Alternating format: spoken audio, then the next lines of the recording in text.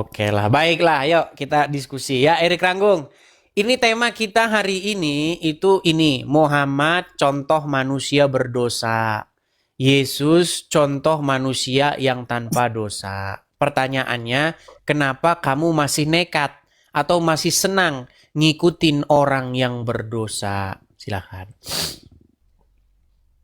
Antara Nabi Muhammad dan Yesus, sebelum dia disalib, dua-duanya saya ikuti karena dia itu utusan Allah. Itu aja. Jadi Anda senang mengikuti yang berdosa? Yesus juga berdosa. Sungguh nekat yang nyata. Yesus Jadi gini, juga sebentar. berdosa. Demi membenarkan atau demi kesenangan Anda ngikutin orang yang berdosa, Anda fitnah Yesus sebagai orang yang berdosa. Oke, sehubungan Anda tidak percaya dengan Bible, Anda kan tidak percaya dengan Bible, betul?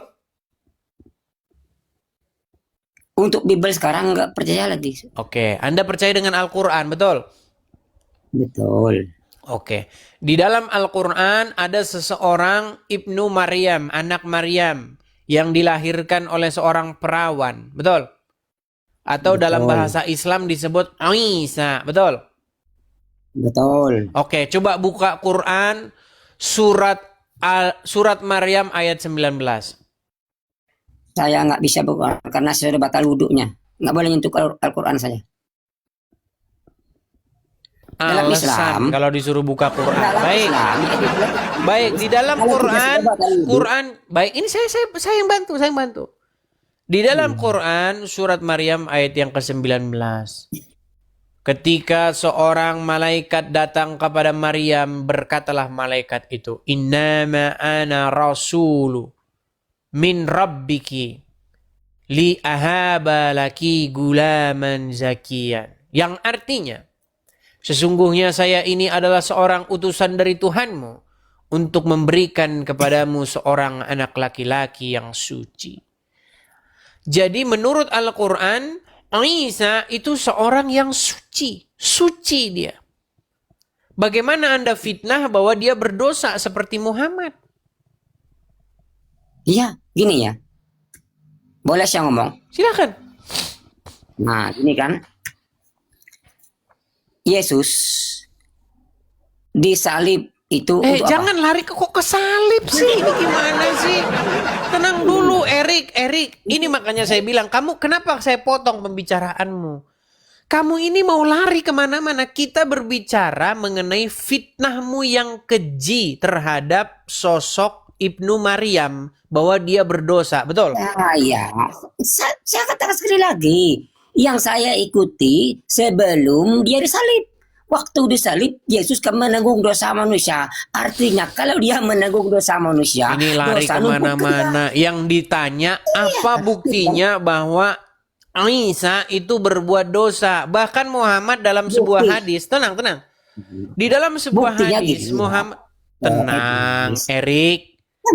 Kalau kamu ngomong terus, kalau kamu tidak mau mendengar, kamu nanti tidak akan mengerti. Di dalam sebuah hadis, manusia lahir menangis, betul? Betul. Kecuali Termasuk Isa. siapa? Teruskan aja. Teruskan aja. Karena apa alasannya menangis? Karena dunia ini tempat berdosa gitu. Bukan ngarang. Nih saya tunjukkan ya hadisnya ya. Nih, semua bayi-bayi itu menangis. Alasannya karena disentuh oleh iblis. Isa tidak bisa iblis menyentuhnya. Saya tunjukkan ya hadisnya ya. Hadis tentang bayi menangis. Sebentar. Nih, sebentar. Kecuali Nabi Isa. Ini Muslim ini banyak yang tidak tahu, teman-teman. Dengan Islamnya sendiri. Ini saya balikan kamera saya. Aduh, sungguh nekat yang nyata kali ini. Baik. Nih. Lihat ya, lihat. Perhatikan umat Muslim. Nih.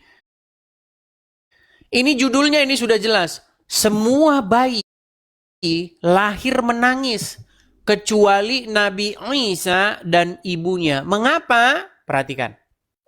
Perhatikan ya, perhatikan. Saya bacakan dalam literasi hadisnya. Ini umat muslim ini tidak percaya dengan Muhammad. Perhatikan. Artinya, ketika manusia dilahirkan dari perut atau rahim ibunya, ia menangis keras. Hal itu disebabkan ia ditempeleng oleh syaitan yang terkutuk. Memang kalau percaya sama Muhammad nih memang kita harus ya sedikit-sedikit kita harus tidak waras. Padahal secara kedokteran kalau bayi tidak menangis itu dia tidak bisa bernapas. Makanya bayi itu harus nangis. Ya tapi karena orang Islam tenang, tenang. Karena orang Islam memang sudah diajarin memang tidak menggunakan otaknya. Makanya seperti ini. Saya lanjutkan lagi ya. Hal itu disebabkan ia ditempeleng oleh setan yang terkutuk. Yang tak seorang pun selamat darinya kecuali Nabi Isa putra Maryam dan sang ibu alaihissalam. Nih jelas.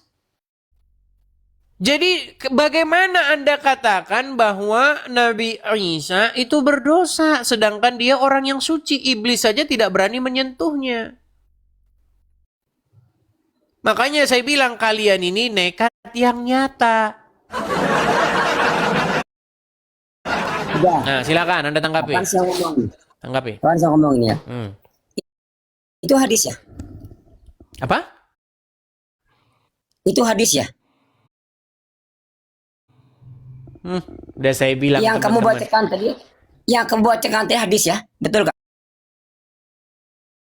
Kalau Hadis dari kan? Muhammad namanya apa kalau bukan hadis? Kalau itu sebuah hadis, artinya Edis sudah mengakui kebenaran kata-kata Muhammad. Kata Nabi Muhammad mengatakan tadi, Nabi Isa orang yang suci. Artinya Edis sudah mengakui 100% kebenaran kata-kata Anda ini Muhammad. tidak menjawab pertanyaan saya. Kata siapa saya mengakui kebenaran Muhammad? Begini, sehubungan Anda memfitnah. Tenang. Bahwa kamu memfitnah bahwa Isa itu orang berdosa. Betul? Betul. Nah, berdosa. sehubungan Anda memfitnah itu saya tunjukkan Anda ayat-ayat dalam Quran dan hadis. Dia tidak berdosa. Sebentar. Jangan dibantah dulu lah. Saya katakan sekali lagi, Nabi Isa atau Yesus sebelum dia disalib, ini menurut versi Kristen ini, menurut Islam dia itu tidak berdosa. Tapi menurut versi Kristen, setelah dia disalib baru berdosa karena dia menanggung dosa manusia seluruh dunia. Artinya dosa numpuk dia semua waktu dia salib. Artinya dia juga berdosa setelah dia disalib. Tahu udah bego? Tahu nggak tolol? Ngerti nggak tolol? Sudah belum? Udah. Baik. Jadi yang dimaksud itu adalah Tuhan Yesus menanggung kesalahan. Dia artinya maksudnya begini.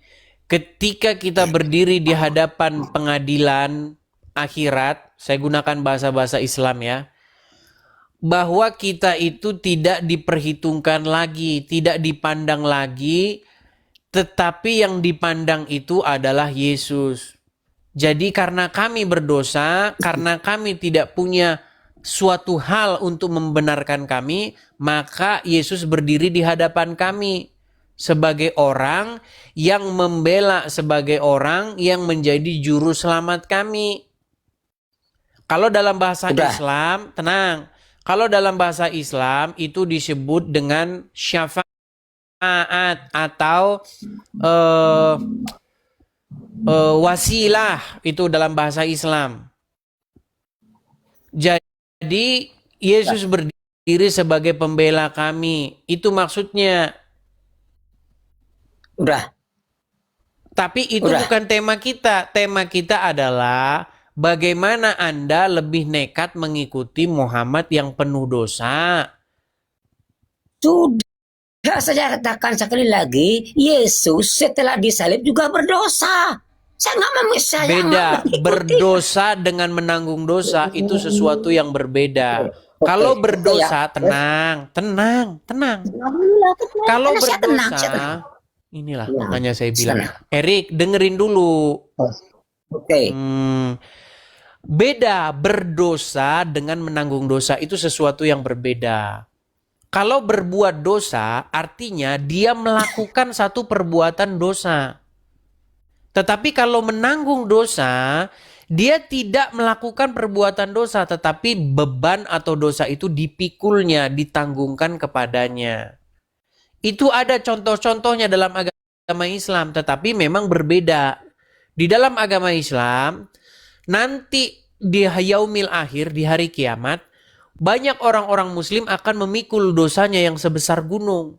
Lalu Allah menimpakan, menanggungkan dosa itu kepada orang Yahudi dan Nasrani. Jadi jangan Anda bilang penanggungan dosa itu hanya ada dalam Kristen, di dalam Islam juga ada. Tapi di dalam Islam konsepnya konsep yang menyesatkan. sudah ya. Silakan. Kita tapi bukan bahas Maka itu, nanti jadi melebar. Intinya begini. Kamu sudah mengakui Muhammad berdosa ya? tidak. Kamu tidak mengakui Muhammad berdosa? Ya. Di dalam surat Muhammad ayat 19, Muhammad Giliran disuruh saya ngomong tenang, Hadis. Yang tenang, ngomong tenang. giliran Inilah saya bilang ngomong. muslim ini teman-teman tidak mengakui Muhammad berdosa. Ini di dalam surat Muhammad ayat 19. Jelas-jelas ayat itu berkata, mohonkanlah ampun atas dosamu dan dosa orang-orang mukmin. Berarti di situ Muhammad berdosa nggak? Semua nabi bebas dari dosa termasuk Isa. Maksum, Muhammad nabi itu berdosa maksum. Enggak, maksum. Semua nabi maksum. Oke, kalau dia tidak berdosa, kenapa dia disuruh memohonkan ampun atas dosanya?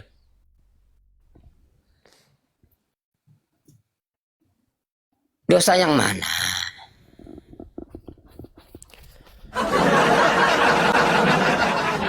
Erik, aduh, benar-benar dah Erik nih.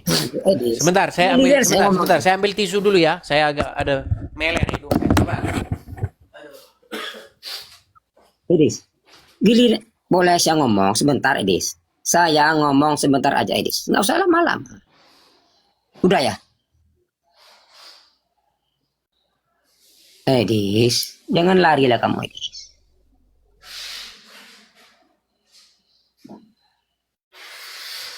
Lah, kemana ini?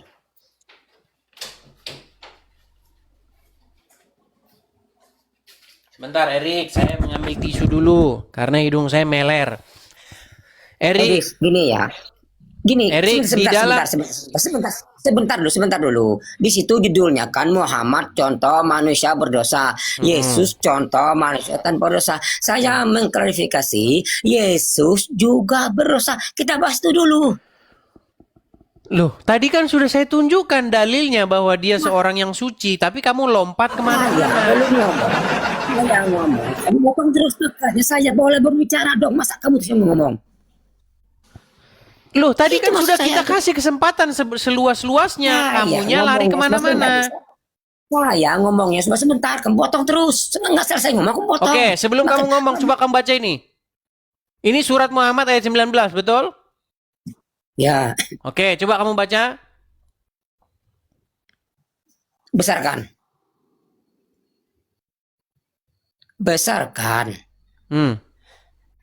Ketahuilah Nabi Muhammad bahwa tidak ada Tuhan yang patut disembah selain Allah serta mohonlah ampunan atas dosamu dan dosa orang mukmin laki-laki dan perempuan. Nah, siapa yang disuruh memohonkan ampun? Nabi Muhammad Oke, disuruh mohon ampun atas apa? dosa Dosa siapa? Nabi Muhammad. Ih,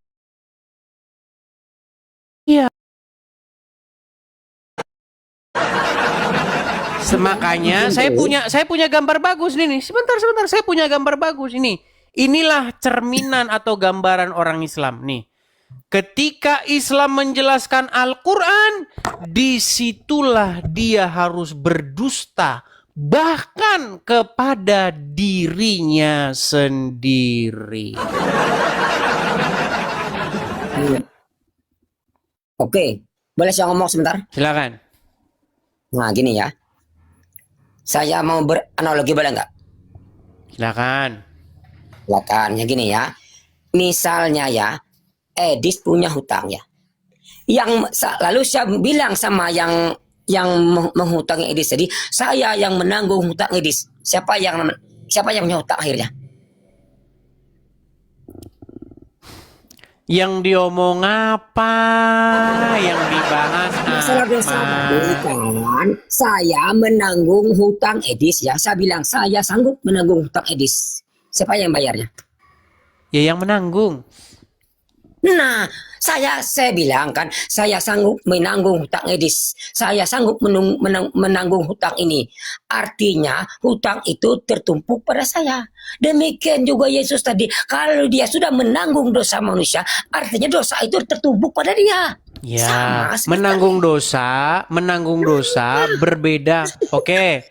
Menanggung hutang dengan berhutang beda nggak? Iya, saya berhutang ya. Kata Edis, oke, hutang Edis saya tanggung semuanya.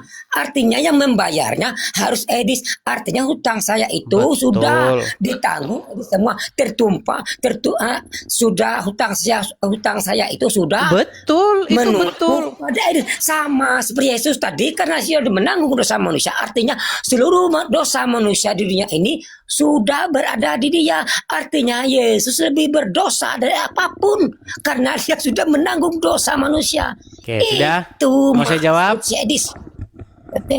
Oke. Ketika kamu umpamakan dengan seorang yang menanggung hutang, oke. Ya. Ketika dia menanggung hutang, apakah dia yang membuat hutang itu? Contoh nih. Kamu utang sama Udin. Utang 10 juta. Ya. Terus yang menanggung adalah misalnya bapakmu. Pertanyaan saya, yang membuat hutang itu Anda atau bapakmu? Saya. Oke. Walaupun akhirnya Anda tidak bisa bayar, tidak sanggup bayar, tetapi orang tuamu membayarnya. Tetapi apakah dia yang berhutang? Bukan. Nah, sama seperti itu. Yesus menanggung tenang. Saya lagi bicara. Tenang. Tuhan Yesus menanggung dosa. Bukan berarti dia berbuat dosa. Menanggung dosa tidak sama dengan berbuat dosa. Menanggung hutang tidak sama dengan berhutang. Anda yang berbuat dosa, Anda yang berhutang, tetapi orang tua Anda yang membayar hutang itu karena Anda tidak punya kemampuan untuk membayarnya. Nah, konsep penebusan dosa kira-kira seperti ini. Saya kasih contoh. Tuhan menuntut manusia itu hidup tanpa cela. Tuhan menuntut kehidupan yang kudus dan murni. Di dalam hukum Taurat, terkutuklah orang yang tidak melakukan segala ketentuan di dalam hukum Taurat ini. Jangan mencuri, jangan berzina, jangan berdusta, jangan bersaksi dusta tentang sesamamu, hormatilah ayah dan ibumu, dan seterusnya, dan seterusnya. Ada banyak sekali hukum Taurat itu, ketentuan-ketentuannya. Tidak ada seorang pun yang mampu melakukan itu, termasuk saya dan Anda, termasuk Muhammad. Tidak ada yang mampu. Satu-satunya yang mampu melakukan itu adalah Tuhan Yesus. Makanya dia yang sanggup. Orang berdosa tidak bisa menanggung dosa yang menebus orang yang berdosa. Contoh begini, Anda orang dia juga punya utang. Kami orang Kristen itu diibaratkan kalau kami berdiri di pengadilan, si Udin berdiri ke depan. Kamu pernah mencuri? Pernah. Kamu pernah berzina? Pernah. Kamu pernah bersaksi dusta tentang samamu? Pernah. Berarti dia nggak lolos. Masuk neraka kau, masuk neraka. Tetapi karena kami punya juru selamat, yaitu Tuhan Yesus, maka kami ini adalah orang-orang yang berdiri di balik punggungnya. Jadi ketika menghadap ke pengadilan ilahi, kami ada di punggung Tuhan Yesus. Jadi Bapa di sorga tidak melihat kami, tetapi dia melihat Yesus yang ada di depan kami. Makanya di dalam konsep kekristenan, karena satu ketidaktaatan, atau karena satu pemberontakan, atau karena satu dosa yang dilakukan oleh Adam, maka semua orang telah berbuat dosa. Tetapi karena satu ketaatan, karena satu kebenaran yang dilakukan oleh seseorang yaitu Tuhan Yesus, maka setiap orang yang percaya kepadanya beroleh pembenaran. Itulah keadilan Tuhan. Makanya Adam yang pertama itu gagal. Dia jatuh ke dalam dosa. Tetapi Adam yang kedua, dia berhasil. Dia taat sampai matinya. Itu. Nah, kenapa kalian masih nekat ngikutin Muhammad? Udah. Gimana? Udah ya?